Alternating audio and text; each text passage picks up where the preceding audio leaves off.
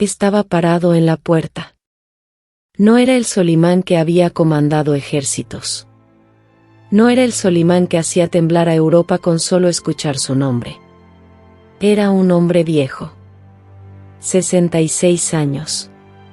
Sus manos, las mismas manos que habían firmado sentencias de muerte sin pestañear, estaban presionadas contra el marco de esa puerta. Y no podía entrar. El cuarto olía a agua de rosas y a humo de cedro, y a algo más por debajo de todo eso. A algo que te decía, sin palabras, que el cuerpo tendido en esa cama ya había comenzado su partida. Las mujeres adentro lloraban. No fuerte, eso habría sido impropio. Lloraban como las mujeres en ese palacio lloraban todo, en silencio, con discreción, sin interrumpir la función del cuarto. Y en esa cama, Hürrem Sultana. La mujer que había desmantelado cada regla que el Imperio Otomano había escrito sobre lo que una mujer podía hacer. Estaba muriendo. Y sostenía algo entre sus manos. Los sirvientes decían que no lo soltaba. Que sus nudillos se habían puesto blancos alrededor de eso. Que incluso mientras su respiración cambiaba, incluso mientras el cuarto se volvía muy quieto y muy serio, sus dedos no cedían. Solimán lo vio desde la puerta. Y entonces, giró. Y se fue. Nadie registró lo que dijo. Nadie escribió cómo era la expresión en su rostro. Ese silencio específico, deliberado, es la cosa más reveladora que la historia nos dejó. Para cuando termines de ver esto, vas a entender por qué se fue. Y vas a entender que lo que Hürrem sostenía en sus manos agonizantes no era un recuerdo sentimental. No era una carta de amor. No era un objeto de los años que vivieron juntos. Era algo que le decía a Solimán exactamente lo que ella había hecho. Lo que había construido mientras él miraba, y lo que había construido mientras no miraba. Algo que hizo que el hombre más poderoso del mundo fuera incapaz de cruzar una puerta. Quédate. Porque la historia real no empieza en ese lecho de muerte. Empieza 20 años antes, en un cuarto donde ya se estaba preparando otro tipo de muerte. Al final de este relato, vas a entender lo que ninguna crónica de la corte se atrevió a admitir, que el último acto de Hürrem Sultana no fue un acto de amor. Fue la última jugada de un juego que llevaba 30 años jugando. Y el objeto entre sus manos era la prueba. El año es 1558. El Imperio Otomano está en su cima. Solimán lleva 44 años gobernando. Ha tomado Belgrado, Rodas y Hungría. Ha convertido a Constantinopla en el centro del mundo conocido. Y sin embargo, el palacio sangra por dentro. Hürrem Sultana lleva casi un año enferma. Algunos decían que eran los pulmones. Otros decían que era el dolor que nunca sanó del todo después de que su hijo Mehmed muriera 5 años antes. Y había quienes decían que era otra cosa. Algo intencional. Algo lento. El harén era una ciudad dentro de una ciudad. 300 mujeres. Docenas de facciones. Cada muerte entre esos muros mandaba ondas hacia afuera, hacia las provincias, hacia los embajadores, hacia los genízaros, hasta el trono mismo. Hürrem lo sabía. Había construido toda su vida sobre ese conocimiento. Y ahora se estaba muriendo, y la pregunta que flotaba sobre cada corredor de ese palacio era la misma que ella llevaba 30 años respondiendo, en silencio, sin que nadie lo notara. ¿Qué pasa después? 20 años antes del lecho de muerte. Hürrem Sultana está en la cima de su poder. Y tiene miedo. No de sus enemigos. A sus enemigos ya los había destruido. Ibrahim Pasha, el amigo más cercano de Solimán, el hombre que le susurraba al oído al sultán antes de que Hürrem existiera, había sido estrangulado en 1536 en un cuarto a 3 corredores de donde dormía Solimán. Las huellas de Hurrem estaban en esa muerte en todo lo que importaba y en nada de lo que podía probarse. Esa era su firma. Ese era su genio. No. Lo que aterrorizaba a Hurrem a finales de la década de 1530 no era un enemigo. Era un problema matemático. Tenía 6 hijos. De esos 6, solo uno podía convertirse en sultán. La ley de sucesión otomana no era exactamente una ley, era una tradición sostenida por sangre y terror. Cuando un nuevo sultán ascendía al trono, los hermanos morían. Todos y cada uno. A veces por estrangulación. A veces por otros medios. Siempre dentro de los días siguientes a la coronación. Hurrem había hecho ese cálculo 1000 veces. Lo hacía mientras bordaba. Lo hacía mientras dictaba cartas a Solimán en polaco, en turco, en italiano, cartas tan íntimas que los embajadores que leían copias de ellas enviaban mensajes urgentes a sus países diciendo que esta mujer era como nada que hubieran visto antes. Lo hacía cada vez que miraba a sus hijos. Mehmed, Selim, Bayezid, Ciangir. 4 hijos que podían sobrevivir. 4 hijos que eventualmente se iban a parar en una fila, y uno iba a vivir, y los demás no. En el palacio había una mujer llamada Nigar Hatun. Una sirvienta de los aposentos interiores. 41 años. Originaria de la costa del Mar Negro. Había sobrevivido 4 cambios de régimen diferentes haciendo una sola cosa excepcionalmente bien, lo registraba todo. No en los registros oficiales. Con su propia mano. En pequeñas hojas de papel que guardaba en una bolsa de cuero que llevaba debajo de la ropa en todo momento. Nigar Hatun llevaba observando a Hurrem desde la década de 1520. Y en su registro privado, que apareció en un inventario del archivo del Palacio Topkapi en el siglo XIX y ha sido parcialmente traducido, escribió algo que los historiadores han pasado por alto en gran medida. Escribió: la Aseki prepara futuros igual que un albañil pone cimientos. No construye para hoy. Construye para tierra que todavía no ha sido pisada. Nigar Hatun no sabía del todo lo que estaba describiendo. Pero estaba describiendo la arquitectura de algo que tardaría otros 20 años en completarse.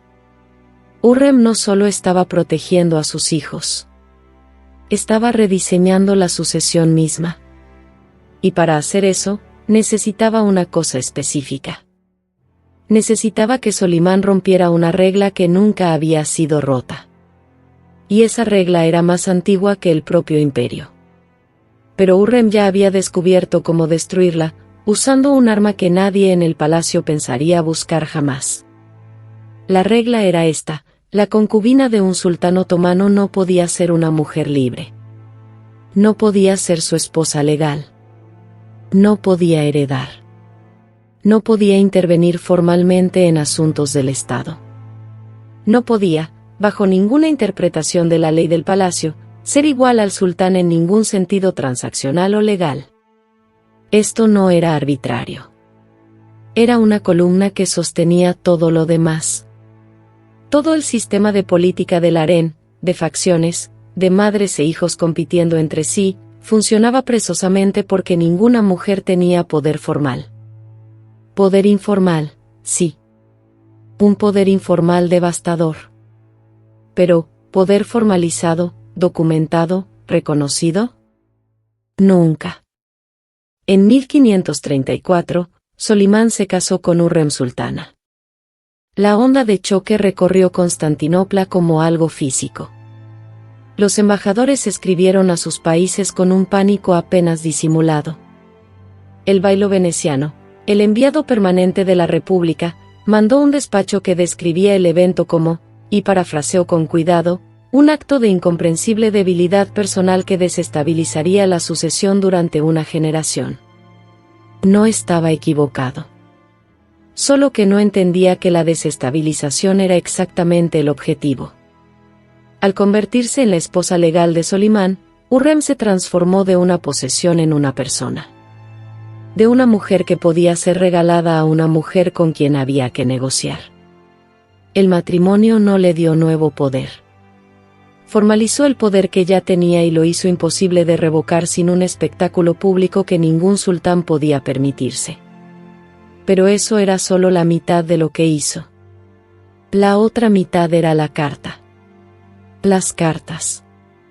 Entre 1535 y 1555, Hurrem Sultana le escribió a Solimán constantemente. Él estaba en guerra durante meses, a veces años enteros. Su correspondencia era voluminosa. Los historiadores la han estudiado durante siglos, enfocándose principalmente en las expresiones de añoranza, en la poesía, en la intimidad de dos personas separadas por campañas y distancia. Estaban mirando las cartas equivocadas.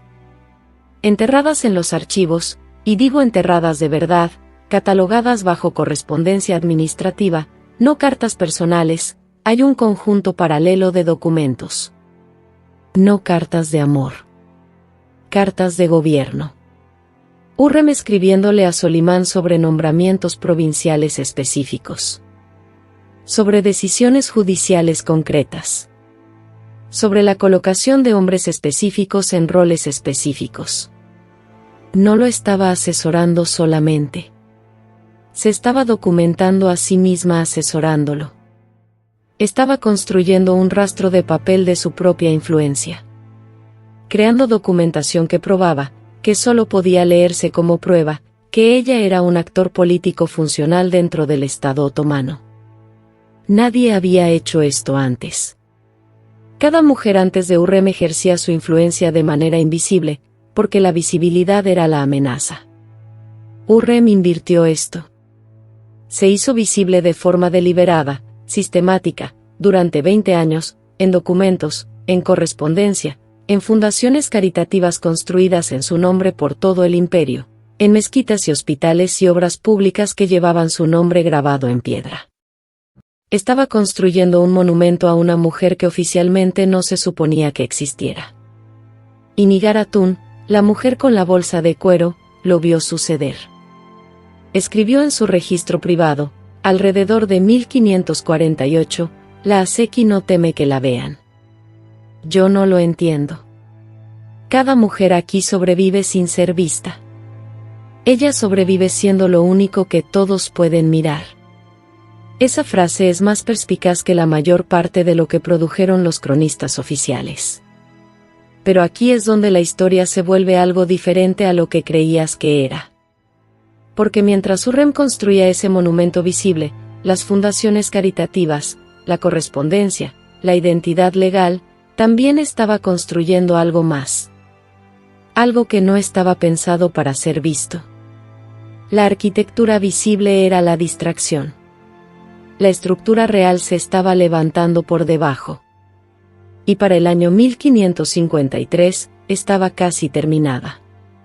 Pero completarla requería algo que Hurrem no podía hacer sola.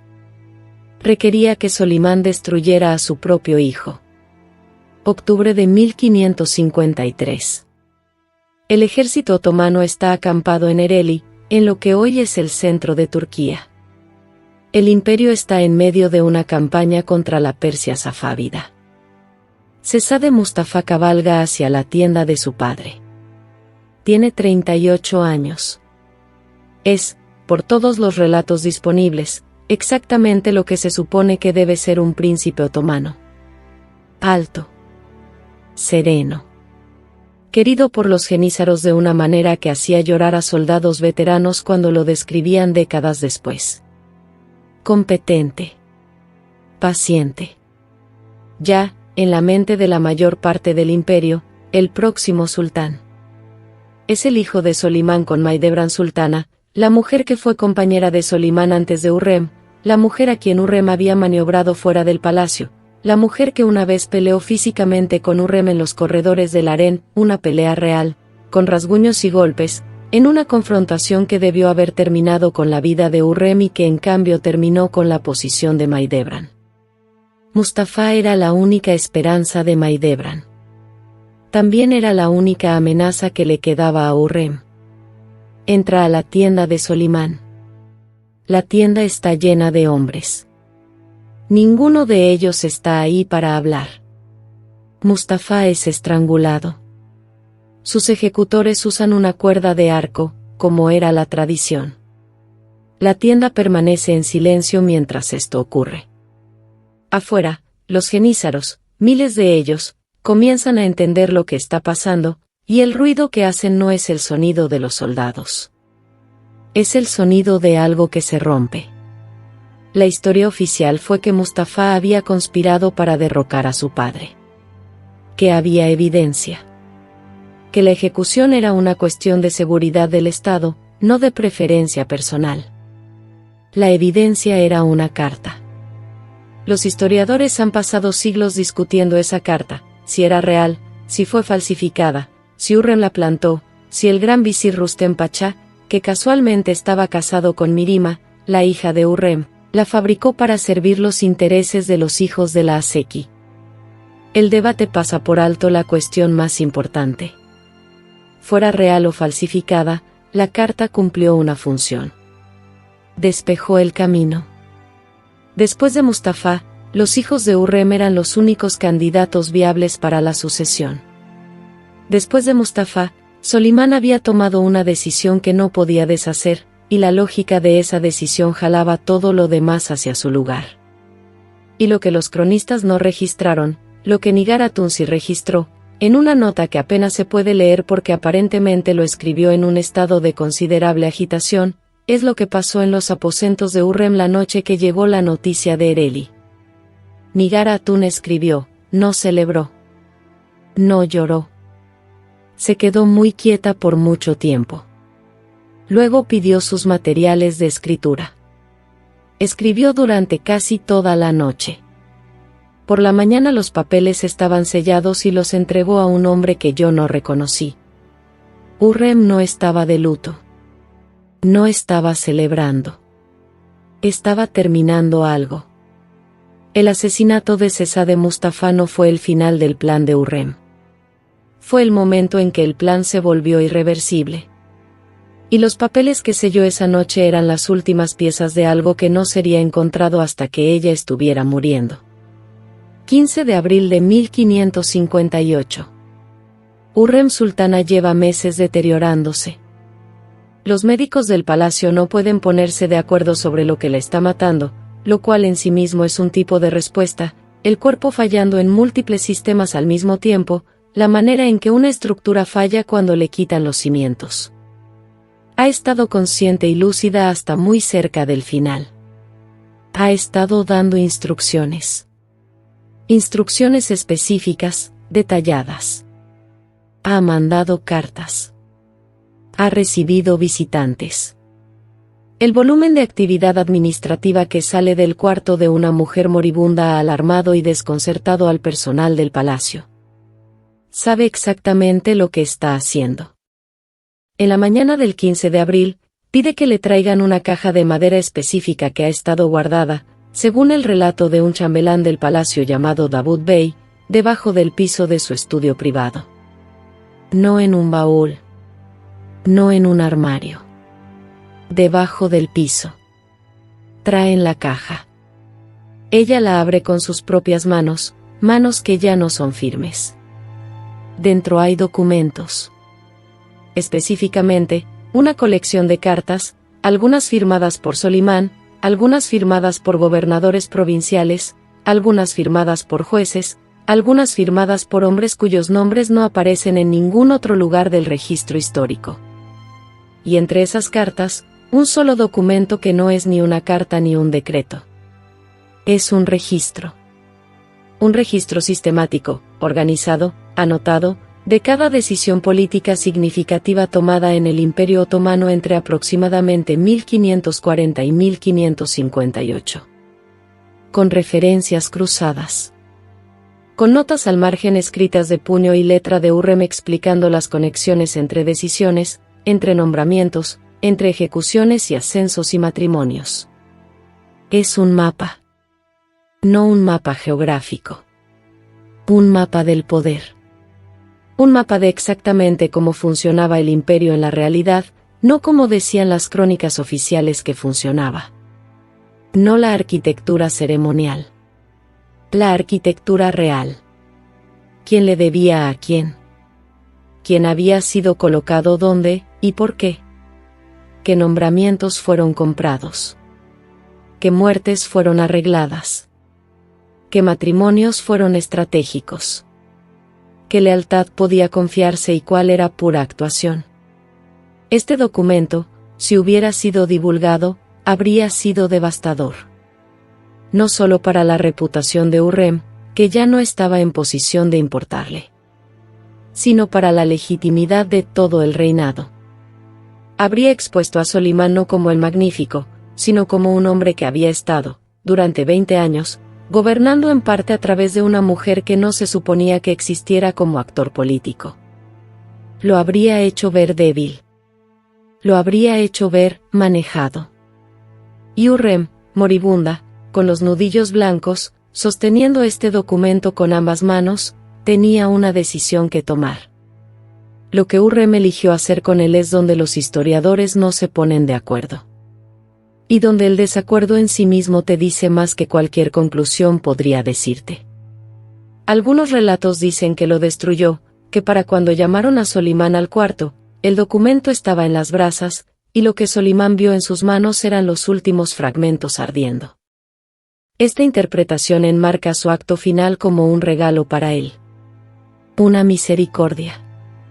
Una mujer que protege, incluso en la muerte, al hombre que amó. Otros relatos, incluyendo uno conservado en una colección de memorias del palacio compilada a finales del siglo XVI, dicen algo diferente. Dicen que el documento no fue destruido. Dicen que fue sellado. Y que el sello llevaba la marca de Sesa de Selim, el hijo superviviente de Hurrem, el hombre que se convertiría en el sultán Selim II después de la muerte de Solimán en 1566. Bajo esta interpretación, Hurrem no estaba protegiendo a Solimán. Estaba protegiendo a Selim. Le estaba transfiriendo a su hijo, en las últimas horas de su vida, un documento que le daba poder de palanca sobre toda la clase administrativa del imperio. Un documento que le decía quién tenía secretos. Un documento que le decía dónde estaban los cuerpos, figurativamente, y en algunos casos, literalmente. No estaba diciéndole adiós al poder. Lo estaba pasando a la siguiente generación. Cuando Solimán llegó al umbral de esa puerta, o llegó hasta donde pudo llegar, y vio lo que ella sostenía en las manos, entendió las dos posibilidades al mismo tiempo. Entendió qué era el documento. Entendió lo que ella podría haber hecho con él, o lo que todavía estaba haciendo con él. Entendió que incluso ahora, incluso con esa respiración tan entrecortada, él no tenía el control de ese cuarto. Nunca había tenido el control de ese cuarto. Y entonces giró. Y se fue. ¿Qué significa amar a alguien durante 30 años y darte cuenta, en el momento de su muerte, de que nunca supiste del todo lo que estaba construyendo? Solimán tuvo esa revelación parado en un umbral. Y eligió, en ese momento, no saber. Alejarse del saber. Esa elección, ese rechazo deliberado, te dice más sobre él que 40 años de victorias militares. Hurrem Sultana murió el 15 de abril de 1558. Fue enterrada en el patio de la mezquita de Suleimaniyye, en una tumba que Solimán había construido para sí mismo, junto a la cual levantó una segunda tumba, ligeramente más pequeña, para ella. Fue la primera mujer enterrada en el complejo de una mezquita de un sultán en toda la historia otomana. Solimán la sobrevivió 8 años. Murió en 1566 durante el sitio de Sigetvar, en Hungría, en una tienda de campaña, mientras dormía, a los 71 años. Pasó esos 8 años siguiendo en la batalla, siguiendo gobernando, siguiendo escribiendo poesía, porque Solimán también era un poeta serio, y sus poemas en los años posteriores a la muerte de Hurrem son marcadamente distintos de su obra anterior. Más oscuros. Más preocupados por la ausencia y la impermanencia. Los poemas suenan como los de un hombre con una pregunta que no podía responder y no podía dejar de hacerse. Cesa de Selim se convirtió en el sultán Selim II en 1566. Los historiadores otomanos lo recuerdan como un gobernante competente pero sin brillo, frecuentemente comparado de manera desfavorable con su padre. Los historiadores occidentales lo recuerdan principalmente por un apodo, Selim el Borracho. Un hombre que bebía. Un hombre que prefería su palacio a sus campañas. Lo que era, en la práctica, era un sobreviviente. Había visto morir a su hermano Mustafa. Había visto a su otro hermano Bayezid huir a Persia después de una guerra civil entre ellos, y luego ser traicionado y asesinado allá. Había sobrevivido todo. Su madre había construido un sistema diseñado para producir exactamente ese resultado. Si recibió el documento, si los papeles sellados de la caja de Hurrem llegaron a Selim, si influyeron en sus nombramientos durante los primeros años de su reinado, no es algo que los archivos confirman. Lo que sí muestran los archivos es que los primeros nombramientos administrativos de Selim siguen, con inusual consistencia, la red conocida de relaciones políticas de Hurrem. Hombres con quienes ella había correspondido fueron promovidos. Hombres que se habían opuesto a sus intereses fueron silenciosamente marginados. Esto podía ser coincidencia. También podía ser infraestructura. Nigar Hatun, la mujer de la bolsa de cuero, la mujer que había estado registrándolo todo durante 30 años, murió en 1561, 3 años después de Hurrem. Sus registros fueron preservados no por el palacio, sino por una familia del barrio de Eminonu en Constantinopla que tenía alguna conexión con ella que la documentación del archivo no explica del todo. Estuvieron en una colección privada durante 3 siglos antes de aparecer en una venta de bienes en la década de 1820. La porción que sobrevive cubre aproximadamente 12 años. La porción que no sobrevive, los años entre 1550 y su muerte, es la porción que respondería a la mayoría de las preguntas que este relato ha planteado. Piensa en eso lo que quieras. Esto es lo que la historia hace con mujeres como Hurrem Sultana. Discute sobre ellas.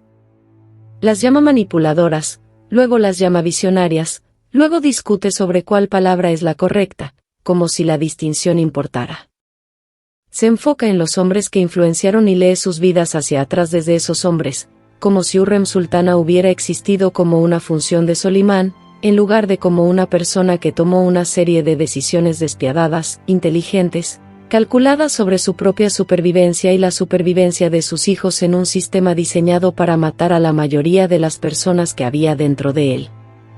El sistema de sucesión otomano mataba. Eso no es una metáfora. Mataba a príncipes y a sus servidores y a cualquiera que hubiera atado su futuro al hijo equivocado. Era una máquina diseñada para producir un solo sobreviviente entre varios candidatos, y todos dentro de la máquina lo sabían, y todos tenían que tomar decisiones sobre cómo responder a ese conocimiento. Mahidevran Sultana, la madre de Mustafa, respondió amando a su hijo y confiando en sus méritos. Fue estrangulado a los 38 años. Hurrem respondió construyendo un sistema. Llevamos 500 años discutiendo si eso la convierte en una villana. Hemos pasado casi ningún tiempo preguntando qué significa que el sistema la obligara a tomar esa decisión. Que la máquina en la que estaba atrapada le ofreciera exactamente 2 opciones, convertirse en la arquitecta o convertirse en el material. Ella se convirtió en la arquitecta. Y en el último día de su vida, sostenía los planos entre sus manos, y el hombre más poderoso del mundo estaba en la puerta y no podía entrar. Esa imagen, ese momento específico, congelado en el tiempo, es lo que la historia casi nunca nos muestra. No las batallas. No los tratados. No las conquistas que tienen sus propios episodios y sus propias series de documentales. El umbral. El hombre que no puede entrar. La mujer que, incluso muriendo, sigue siendo quien decide qué se ve y qué no. Y aquí está la pregunta con la que quiero dejarte, y lo digo en serio, no de manera retórica. Si Hurrem Sultana hubiera nacido en otro siglo, En un mundo donde la máquina en la que fue colocada no la hubiera obligado a destruir para sobrevivir, ¿qué habría construido? Obtuvimos la versión de ella que el palacio produjo. Obtuvimos a la arquitecta de una sucesión mortal. Obtuvimos a la mujer que superó en maniobras a todos, incluido el hombre que creía conocerla. Nunca llegamos a saber lo que ella habría elegido si le hubieran dado una verdadera elección. Esa pérdida específica, de 500 años de antigüedad, es la que debería quedarse contigo. Si esta historia se quedó contigo, si algo en esa imagen del umbral sigue asentado en tu pecho, suscríbete. Porque aquí vamos más profundo de lo que el registro oficial permite. El próximo video de esta serie examina a la mujer que vino después de Hurrem, Nurbanu Sultana, quien tomó la arquitectura que Hurrem construyó y la usó de maneras que incluso Hurrem no anticipó. El imperio que Hurrem diseñó para su hijo, Nurbanu lo diseñó para sí misma. Y la historia de lo que pasó cuando esas dos visiones chocaron en los corredores del mismo palacio es una de las historias más despiadadas, más suprimidas, más importantes de toda la historia otomana. Empieza con un veneno. Y termina con una pregunta sobre quién estaba realmente gobernando el imperio durante 30 años mientras todos asumían que era el sultán. Ese video llega la próxima semana. No te lo pierdas.